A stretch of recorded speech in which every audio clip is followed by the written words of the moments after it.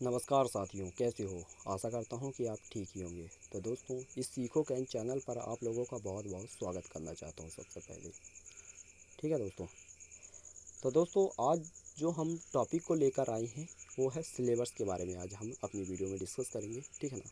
तो जैसे कि आपने देख पा रहे हो कि हम जिसके बारे में हम बात करने वाले हैं वो है सेकेंड ईयर, यानी कि फाउंडेशन का कोर्स है और सब्जेक्ट है हिंदी। आपने तमिल में वैसे भी आपने देख ही लिए होंगे, अपनी शिक्षा नीति के अकॉर्डिंग आप लोगों को समझाने वाला हूँ, ठीक है ना। तो ये नियमित एवं प्राइवेट विद्यार्थियों को दोनों के लिए अवेलेबल है, ठीक है दोस्तों। इसमें आपने किसी भी प्रकार के कंफ्यूजन मत होना। तो दोस्तों, चलते हैं सिलेबस की ओर। तो दोस्तों, जैसे कि आपने देख पा रहे हो, ये हमने सिलेबस की ओर आ गए हैं। आपने ये जो सिलेबस को आपने देख पा रहे हो, हम एक बुक से ही इस तस्वीर को लिए हैं, ठीक है ना। और इसी के बारे में हम डिस्कस करेंगे, डिटेल में डिस्कस करेंगे, ठीक है ना। तो ये जो ये सिलेबस है, इसमें सब कुल ये पूरे सिलेबस को 3 यूनिट में डिवाइड कर दिया गया है और तीनों यूनिट के बारे में हम आप लोगों को डिटेल में जानकारी देंगे, ठीक है दोस्तों। तो सबसे पहली यानी कि फर्स्ट यूनिट में क्या कहता है, फर्स्ट यूनिट में फर्स्ट अध्याय देखिए क्या कहता है। श्रीमद् भगवत गीता के बारे में बताया गया है, ठीक है ना। श्रीमद् भगवत गीता, ठीक है ना, कर्मयोग, यानी कि श्रीमद् भगवत गीता जो गीता है, गीता में सब कुल कितने अध्याय हैं आप लोगों को इसके बारे में ज़रूर पता होना चाहिए। इसके बारे में आप लोगों को ज़रूर हिस्ट्री के बारे में ज़रूर पढ़ने की कोशिश करना, ठीक है ना। तो यदि आप कहते हो कि इसके बारे में मैं वीडियो लेक्चर लेकर आऊँ, यदि आपने कमेंट करते हो तो मैं ज़रूर इसके बारे में वीडियो लेक्चर ज़रूर लेकर आऊँगा, ठीक है दोस्तों। और जो कर्म योग होता है, तो कर्म योग भी 2 शब्दों से मिलकर बना हुआ है, कर्म प्लस योग के, ठीक है ना। जब तक आपने कोई कर्म नहीं करोगे तब तक का आपको किसी भी योग एवं फल की प्राप्ति नहीं होगी। तो ठीक है।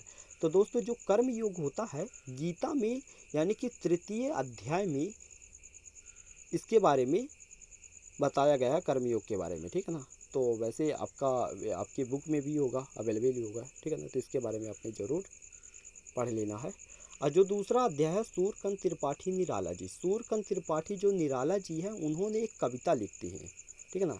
तो कविता का जो पाठ है, कविता का क्या है, पाठ पाठ का नाम क्या है, जागो फिर एक बार, ठीक है ना। आपने देख पा रहे हो ये जागो फिर एक बार, ठीक है ना। तो उन्होंने अपनी कविता की रचना की है, ठीक है ना। तो सूर्यकांत त्रिपाठी निराला जी का इसका जीवन परिचय के बारे में आपने ज़रूर पढ़ लेना, क्योंकि यहाँ से मल्टीपल चॉइस ज़रूर क्वेश्चन यहीं से ही पूछता है। तो मैं आप लोगों को यदि बात करूँ तो मल्टीपल जो चॉइस क्वेश्चन जो आता है तो वो 50 मार्क्स का आता ही है। आपने फर्स्ट ईयर में जैसे कि आपने पढ़ ही लिए होगे, ठीक है ना, देख ही लिए होगे, ठीक है। तो तीसरा जो अध्याय है वो अमरकांत जी का है, ठीक है ना। आपने देख पा रहे हो ये जो तीसरा जो अध्याय है अमरकांत, इसके बारे में आप लोगों को के बारे में पढ़ लेना, ठीक है ना। दोपहर का भोजन, इन्होंने अपना कहानी लिखती है दोपहर का भोजन, ठीक है ना।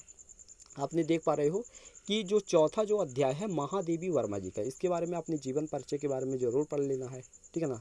तो इन्होंने अपनी महादेवी वर्मा जी ने, यानी कि रेखा चित्र के बारे में उन्होंने बारे में बताया था। उन्होंने रेखा चित्र के बारे में गिल्लू के बारे में डिस्कस किया था, ठीक है ना। गिल्लू के बारे में, तो गिल्लू कौन है, तो गिल्लू एक गिलारी है, यानी कि गिलारी का एक छोटा सा बच्चा है। इन्हों के बारे में उन्होंने डिस्कस किए थे, ठीक है ना। इन्हीं के बारे में रेखा चित्र के बारे में डिस्कस किए थे। आपने जब अध्याय करोगे तो आपको पता चल जाएगा, ठीक है ना। तो जो दूसरा जो यूनिट है, जो दूसरी यूनिट है, तो दूसरी यूनिट में कितनी अध्याय, सब कुल 3 अध्याय आपने देख पा रहे हो कि फर्स्ट अध्याय, सेकेंड अध्याय और थर्ड अध्याय। तो फर्स्ट अध्याय में क्या बता रहा, तो फर्स्ट अध्याय में हजारी प्रसाद द्विवेदी जी का, हजारी प्रसाद द्विवेदी जी का आपका इसके बारे में हिस्ट्री पढ़ लेना, ठीक है ना। इसका जीवन परिचय के बारे में पढ़ लेना। उन्होंने ललित निबंध के बारे में उन्होंने रचना की थी, और ललित निबंध में उनका टाइटल क्या था, तो उनका जो टाइटल है नखून क्यों बढ़ती हैं, ठीक है ना। और जो दूसरा अध्याय है मध्य प्रदेश की लोक कलाएँ, ठीक है ना। जो तीसरा अध्याय है मध्य प्रदेश के लोक साहित्य, ठीक है ना। और जो तीसरा जो यूनिट है, तो तीसरा यूनिट में 3 अध्याय हैं सब टोटल, ठीक है ना। तो मुहावरे एवं कहावतें के बारे में बताया गया है। तो मुहावरे एवं कहावतों के बारे में आप लोगों को जानना बहुत ज़रूरी है, ठीक है ना। फिर इसके बाद समास के बारे में बताया गया है, उसकी परिभाषा के बारे में बताया गया, उसके भेद के बारे में बताया गया, इसके व्याकरण और व्याकरण के बारे में आप लोगों को मिल जाएगी, ठीक है। जब आप लोगों को पढ़ोगे तो इसके बारे में डिटेल में जानकारी आप लोगों को मिल जाएगी, ठीक है। तो जो तीसरा जो अध्याय है वो बीज शब्द है, ठीक है ना, यानी कि की वर्ड्स है, की वर्ड्स है और धारणा मूलक शब्द है, ठीक है ना। उद्योग, सभ्यता और संस्कृति, शिक्षा, सूचना और समाज, ठीक है ना। तो दोस्तों जैसे कि आपने ये शॉर्ट सिलेबस के बारे में देखा, ठीक है ना। अभी इसी का हमने थोड़ा सा डिटेल में लॉन्ग तरीके से देखते हैं, ठीक है दोस्तों। तो दोस्तों जो आपने इस सिलेबस को देख पा रहे हो थोड़ा सा लॉन्ग में है, ठीक है ना। ये फर्स्ट यूनिट के बारे में जैसे कि पहले भी डिस्कस कर दिया था, श्रीमद् भगवत गीता के बारे में, ठीक है ना। तो भगवत गीता की सब कुल कितनी प्रश्न है भगवत गीता में, सब कुल 6 प्रश्न है। 6 प्रश्नों के बारे में आप लोगों को डिटेल में पढ़ लेना है, क्योंकि यहीं से मल्टीपल चॉइस क्वेश्चन उठाता है, ठीक है दोस्तों। यहीं से मल्टीपल चॉइस क्वेश्चन उठाता है, ठीक है ना। जो दूसरा अध्याय जागो फिर एक बार, ठीक है ना, सूर्यकांत त्रिपाठी निराला जी का, इसमें सब कुल कितनी प्रश्न है, सब कुछ 7 प्रश्न है, आपने देख पा रहे हो 7 प्रश्न है, ठीक है ना। और जो तीसरी जो यूनिट है यानी कि तीसरा अध्याय है, तीसरा अध्याय में क्या बताया, दोपहर का भोजन यानी कि अमरकांत जी का, जैसे कि मैंने पहले भी डिस्कस कर दिया था। तो श्रीमद् भगवत गीता जो फर्स्ट जो अध्याय है श्रीमद् भगवत गीता कर्मयोग के बारे में, जो फर्स्ट प्रश्न क्या कहता है, श्रीमद् भगवत गीता के अनुसार कर्मयोग को समझाइए। दूसरा जो उसके अथवा में भी बताया गया है, यानी कि वही है, अथवा में भी बताया गया है, कर्म योग से आप क्या समझते हैं स्पष्ट कीजिए। और दूसरा प्रश्न क्या कह रहा है, मनुष्य ना चाहते हुए भी पाप क्यों करता है, ठीक है ना। तीसरे में क्या बताया है, निष्काम से आप क्या समझते हैं। वैसे आपने देख पा रहे हो कि जो कर्म योग होता है वो 2 प्रकार के, सकाम और निष्काम 2 प्रकार के होता है, और इसके बारे में डिस्कस किया गया है, यानी कि निष्काम के बारे में डिस्कस किया गया है, ठीक है दोस्तों। तो इसके बारे में आपने ज़रूर पढ़ लेना है कि यानी कि कर्मयोग कितने प्रकार के होते हैं, ठीक है। जो चौथा प्रश्न बता रहा है, चौथा प्रश्न क्या कह रहा है, भगवत गीता में कर्मयोग के कितने मुख्य नियम वर्णित हैं बताइए, ठीक है ना। फिर 5वां प्रश्न क्या कह रहा है, कर्मयोग के कितने प्रकार होते हैं। तो मैं जैसे कि पहले भी बताया था कि कर्मयोग कितने प्रकार के होते हैं, तो कर्मयोग कितने प्रकार के होते हैं, 2 प्रकार की होती है, सकाम और निष्काम 2 प्रकार की होती है, ठीक है। और जो 6वां प्रश्न कह रहा है कि गीता के अध्याय की संख्या 3 कर्मयोग का सार। मैंने जैसे कि पहले भी बताया था कि गीता में सब कुल कितने अध्याय हैं, 18 अध्याय हैं।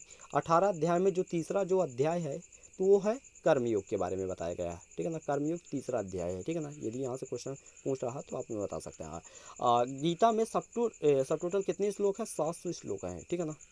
तो 42 श्लोक है कर्म योग में ही है, ठीक है ना। तो आप पढ़ सकते हो, ठीक है ना, डिटेल में। और जब आपके पास मार्केट से जब बुक ले लोगे तो अपने आसानी से आप लोगों को देखने को मिल जाएगा, ठीक है ना। तो 7वां प्रश्न क्या कहता है, 7वां प्रश्न कहता है कि भगवत गीता में कर्म का महत्व क्या महत्व है, ठीक है ना, तो समझाइए, ठीक है ना। तो आपने ये फर्स्ट अध्याय के बारे में आपने जान लिया, ठीक है ना।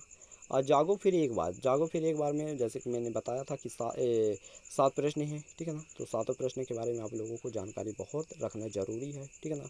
तो सूर्यकांत त्रिपाठी निराला जी के इसका जीवन परिचय के बारे में पढ़ लेना, ठीक है ना। इनकी विशेषता में यानी कि इस काव्य गत की इनकी विशेषता के बारे में पढ़ लेना निराला जी का। फिर जागो फिर एक बार इनका सारांश पढ़ लेना, यानी कि आप लोगों को इसे ज़रूर पढ़ लेना है, ठीक है ना। जो तीसरा है दोपहर का भोजन, अमरकांत जी की इसमें कथा की तथ्य है और विशेषता प्रकाशन डालिए, ठीक है। अमरकांत की कहानी है, कहानी कला की समीक्षा कीजिए, ठीक है ना। तो आपने देखा और अगले पेज में हम देखते हैं, ठीक है ना दोस्तों।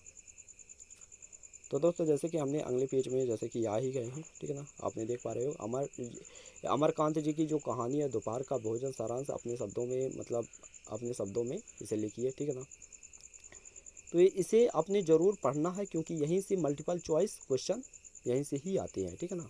तो आपने इसे देख सकते हो और पढ़ सकते हो, क्योंकि मैं नहीं पढ़ सकता क्योंकि मेरी वीडियो बहुत ही लंबी हो जाएगी, और फिर जब बहुत लंबी हो जाएगी वीडियो तो फिर आप बोरिंग महसूस करने लगोगे, ठीक है ना। तो जो चौथा अध्याय है गिल्लू के बारे में महादेव वर्मा जी ने वर्णन किया है, ठीक है ना। गिल्लू के बारे में डिटेल में जानकारी दिए गए हैं, ठीक है ना।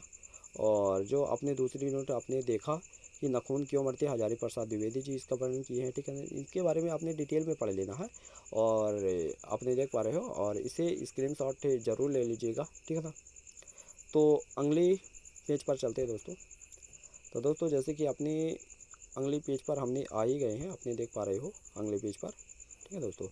तो आपने देख पा रहे हो ये आचार्य हजारी प्रसाद द्विवेदी जी का व्यक्तिगत और कृतित्व पर प्रकाशन डाले। नखून क्यों बढ़ते हैं, पाठ देखो, पाठ का आशय अपने शब्दों में लिखिए। आपने इसे देख सकते हो और पढ़ सकते हो, ठीक है। और हम अगले पेज की ओर बढ़ते हैं, ठीक है दोस्तों।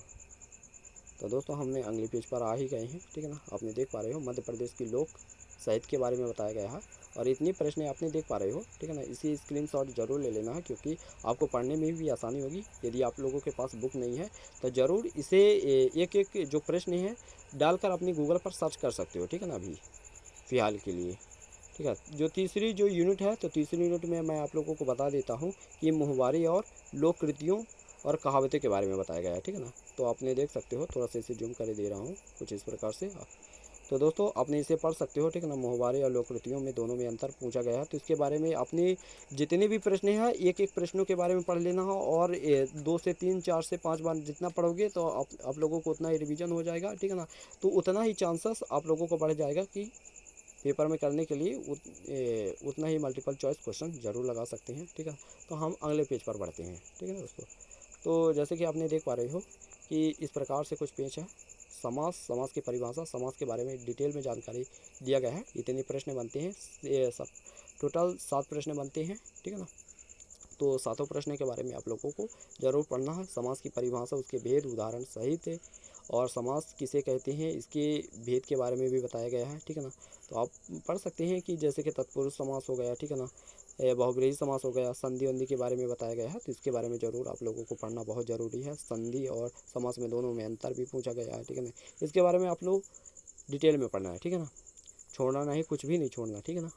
तो इधर भी बताया जो बीज शब्द के बारे में बताया, तो बीज शब्द के बारे में मैंने पहले से डिस्कस किया था, ठीक है ना। तो बीज शब्द के बारे में बताना है, यानी कि इंडस्ट्री के बारे में बताया गया है। इंडस्ट्री से आप क्या समझते हैं, ठीक है ना। और इंडस्ट्री के भी प्रकार के बारे में बताया गया है, यानी कि उद्योग के प्रकार के बारे में, ठीक है दोस्तों। और अगले पेज में बताया गया संस्कृति एवं सभ्यता के बारे में बताया गया है, ठीक है ना। तो आपने इसे देख सकते हो और इसे स्क्रीनशॉट भी ले सकते हो, ठीक है ना। तो दोस्तों सबसे पहले इन प्रश्नों के बारे में आप लोगों को डिटेल में पढ़ लेना है। इसके बाद आपकी जो बुक में जो मल्टीपल जो चॉइस क्वेश्चन होते हैं, ठीक है, तभी लगाना है, ठीक है ना। और थोड़ा सा यानी कि एक्स्ट्रा भी पढ़ना, क्योंकि यहाँ से तो क्वेश्चन आते ही हैं लेकिन थोड़ा सा डिटेल में दे देते हैं, तो आप लोगों को परेशानी जा सकती है। आपने मल्टीपल चॉइस जब क्वेश्चन लगाओगे जब बुक के, तो आप लोगों को देखने को मिल जाएगा थोड़ा सा उसको डीप में भी पूछा जाता है, ठीक है। तो दोस्तों इस वीडियो में बस इतना ही। मिलते हैं किसी अगली वीडियो पर और आप कमेंट कर सकते हो कि अगली वीडियो किस टॉपिक पर लेकर आए, ठीक है दोस्तों। तो दोस्तों यदि मेरे चैनल पर यदि आए हो तो मेरे चैनल को ज़रूर सब्सक्राइब कर लेना।